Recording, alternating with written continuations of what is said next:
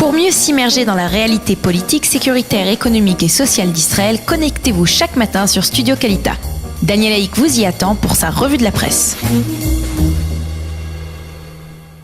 Il est 8h37 sur Studio Kalita, l'heure ce matin de la revue de la presse et des médias israéliens. Une revue que nous allons commencer par la manchette du Israël Hayom ce matin. Une manchette inédite, elle s'inscrit dans ce qu'il semble bien être la nouvelle approche de l'administration Trump au Proche-Orient. Mahmoud Abbas a révélé hier que l'administration américaine lui avait proposé l'idée de former une confédération entre l'autorité palestinienne et la Jordanie. Abbas aurait répondu « Je suis d'accord à condition qu'Israël fasse également partie d'une telle confédération ». C'est ce qu'a raconté hier Mahmoud Abbas à des militants du mouvement Shalom Archav, la paix maintenant, qui sont allés le voir à la Moukata à Ramallah. Abbas, qui sait toujours se montrer très modéré lorsqu'il s'entretient avec des militants pacifiques israéliens, a également révélé qu'il avait rencontré le patron du Shin Bet, Nadav Argaman, et qu'il y avait entre eux, a-t-il dit, une communion d'idées quasi totale sur les problèmes de sécurité en Judée et en Samarie. Réagissant à ces déclarations, Jason Greenblatt, le conseiller spécial du président américain Donald Trump pour le Proche-Orient, a affirmé que de nombreuses idées avaient été soumises aux deux parties.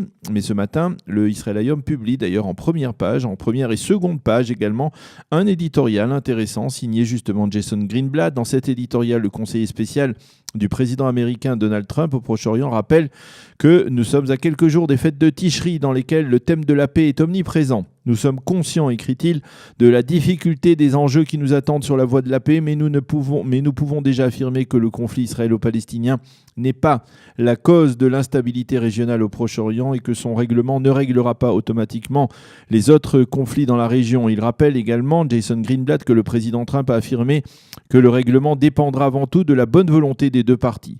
J'ai vécu 19 mois très intenses et nous sommes engagés auprès des Israéliens et des Palestiniens afin de parvenir à un règlement du conflit, écrit encore Jason Greenblatt. À Rosh Hashanah Yom Kippour, écrit Greenblatt qui est un juif pratiquant, il faut le rappeler, je prierai pour que cette paix s'instaure, pour que le calme revienne dans la région de Gaza et pour que les corps d'Adar Goldin et d'Oron Shaul soient restitués donc le plus rapidement possible, que le Tout-Puissant nous accorde une année de satisfaction, de santé, de signification et que Dieu instaure la paix sur les États-Unis et ses alliés.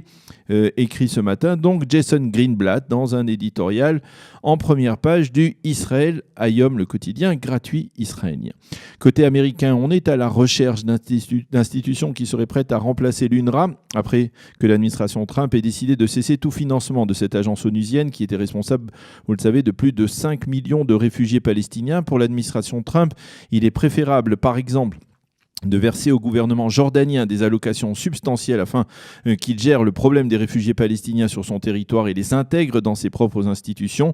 Ainsi, les Américains sont prêts par exemple à verser des millions de dollars à l'éducation nationale jordanienne afin qu'elle intègre en son sein les Palestiniens qui, grâce à l'UNRWA, avaient conservé, on le sait depuis 70 ans, leur statut de réfugiés.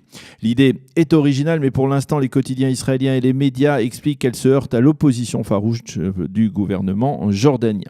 Par ailleurs, les Hadashot de l'ex-seconde chaîne de télévision ont révélé hier soir dans le principal journal télévisé que les autorités israéliennes ont été informées par les Américains du fait que les pays du Golfe Persique ont accepté de verser à l'UNRWA une allocation permettant à l'organisme de continuer à fonctionner quasi normalement jusqu'à la fin de l'année civile 2018. Par la suite, les Américains vont œuvrer afin de redéfinir les objectifs de l'UNRWA et ce en perspective de la fermeture donc de l'organisme. Le ministre israélien des Transports et des Affaires stratégiques, Israël Katz, s'est félicité hier de cette nouvelle approche des Américains consistant à cesser le financement donc de l'UNRWA qui selon lui perpétuait le problème des réfugiés et donc celui du droit au retour des Palestiniens à l'intérieur du territoire israélien. Il a également salué le désir américain de continuer à venir en aide à la population palestinienne nécessiteuse, mais donc à l'extérieur de l'UNRWA. Les médias israéliens révèlent une partie de ce qui s'est passé hier lors de la rencontre étendue entre le Premier ministre Binyamin Netanyahou et les familles des deux soldats, Adar Goldin et Oron Shaul. M. Netanyahou a expliqué aux parents qu'il n'y aura pas d'accord de règlement à long terme avec le Hamas sans la restitution des corps des deux soldats. Mais il a précisé également qu'il ne faisait pas de lien direct entre le retour au calme et dans la région et la restitution des corps des deux soldats. C'est cette dernière phrase qui a fait bondir la famille Goldin. Selon des témoins, Simcha Goldin, le père d'Adar, se serait étant portée contre le Premier ministre en lui reprochant d'avoir accepté un cessez-le-feu sans le conditionner par un retour des corps des 2 soldats. Le Premier ministre a précisé qu'il n'y avait pas eu d'accord de cessez-le-feu, mais une simple instauration d'une nouvelle réalité sur le terrain. Et il a souligné que l'objectif d'Israël était de revenir à la situation existante avant l'opération bordure protectrice en juillet 2014.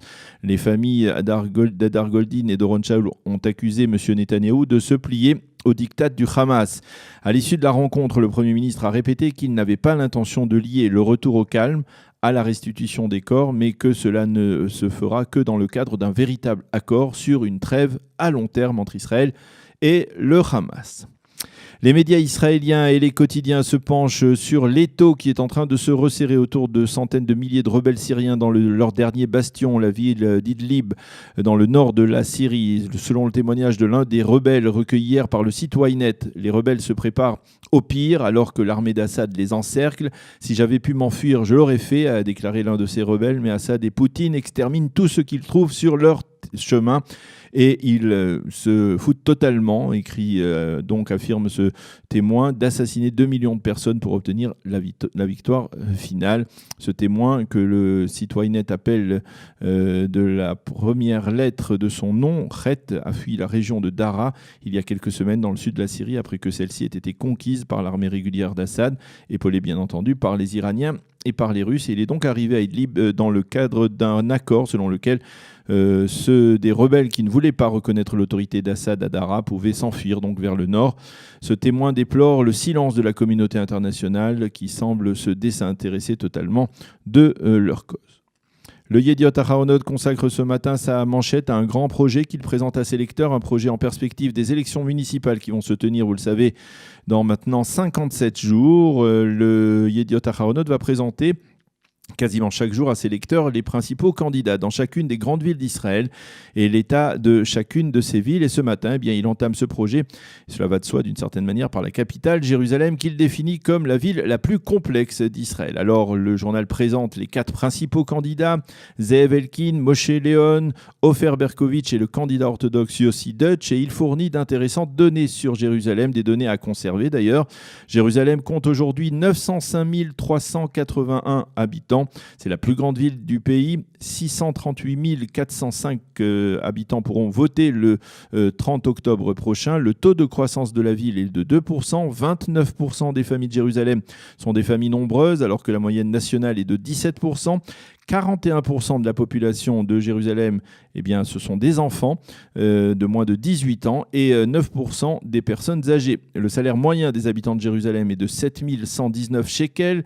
4,5% des habitants de Jérusalem sont au chômage. 40% des élèves de terminale réussissent leur baccalauréat alors que la moyenne nationale est de 68%.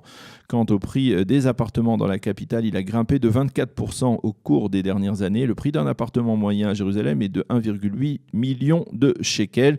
Dans son reportage, le Yediot Aharonot évoque bien entendu les tensions communautaires entre laïcs et religieux, entre juifs et arabes dans la capitale.